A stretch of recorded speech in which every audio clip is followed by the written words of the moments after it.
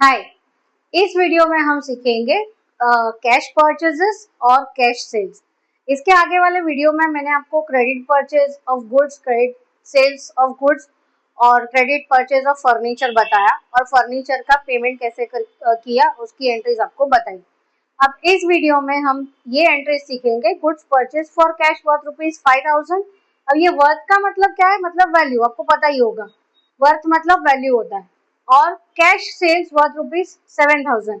Cash sales मतलब goods बेचे हैं 7,000 रुपीज के कैश के लिए, मतलब कोई क्रेडिट ट्रांजेक्शन नहीं है, ये दोनों ही कैश ट्रांजेक्शन है। यहाँ पे फॉर कैश लिखा है और यहाँ पे कैश सेल्स लिखा है।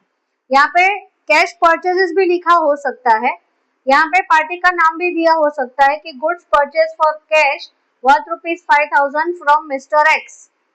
तो भी ये क्रेडिट ट्रांजेक्शन नहीं है क्योंकि यहाँ पे फॉर कैश ऑलरेडी मेंशन कर दिया है। ओके, सेम थिंग यहाँ पे कैश सेल्स वर्थ ₹7,000 और यहाँ पे कोई भी पार्टी का नाम लिखा होगा, मिस्टर यास्मीन या मिस्टर अजय या मिस्टर कृष्णा या जो भी है, तो भी यहाँ पे आपको कैश की एंट्री करनी है क्योंकि ये ऑलरेडी मेंशन कर दिया है कैश सेल्स।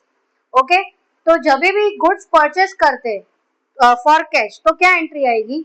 तो जैसे मैंने कहा कि परचेजेस को हमें नॉमिनल अकाउंट की तरह ट्रीट करना है, तो गुड्स आ रहा है मतलब परचेजेस एक एक्सपेंस है, तो debit the expenses and losses. Date चाहे जो भी होगी, समझो 20 अगस्त लिखेंगे, तो purchases account debit, purchases account debit to cash, to cash.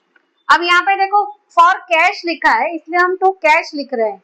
अब यहाँ पे अगर ऐसा लिखा होता कि हमने गूगल पे कर दिया या कोई ऑनलाइन ट्रांजेक्शन की बताया होता तो हम यहाँ पे वही सेम बैंक का नाम लिखते। ओके, अगर यहाँ पे ऐसा मेंशन किया होगा तो, लेकिन यहाँ पे फॉर कैश लिखा है तो यहाँ पे हम कैश लिखेंगे और वही सेम 5,000 यहाँ पे और 5,000 यहाँ पे। ओके, उसके बाद में मतलब ये बीइंग लिखना है, बीइंग परचेज।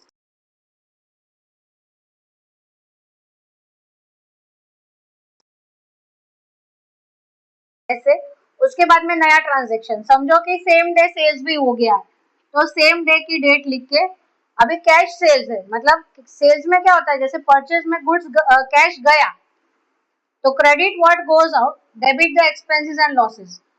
तो सेल्स की एंट्री इसकी बिल्कुल उल्टी, मतलब परचेज डेबिट हुआ था तो सेल्स क्रेडिट होगा, कैश क्रेडिट हुआ था तो कैश डेबिट होगा। डेबिट व्हाट कम्स इन, इसलिए कैश आ रहा है तो cash account debit sales account, वही 7,000। अब यहाँ पे ऐसा मेंशन नहीं किया है कि यही वाले गुड्स हमने बेचे या कौन से वाले गुड्स बेचे, तो आपको उसमें नहीं जाना। यहाँ पे अगर आपके पास परचेज का बिल है तब परचेज का बिल नंबर डाल सकते, सेल्स का बिल है तो सेल्स का भी बिल नंबर डाल सकते। Being goods sold for cash. अब एक बात और क्लियर कर दूं कि कुछ कुछ बच्चों को ये नरेशन लिखने का कंटाला आता है, बोर होता है, तो वो कंटाला नहीं चलेगा क्योंकि वो कंटाला आपका 1 मार्क लेके चला जाएगा। समझ रहे हैं?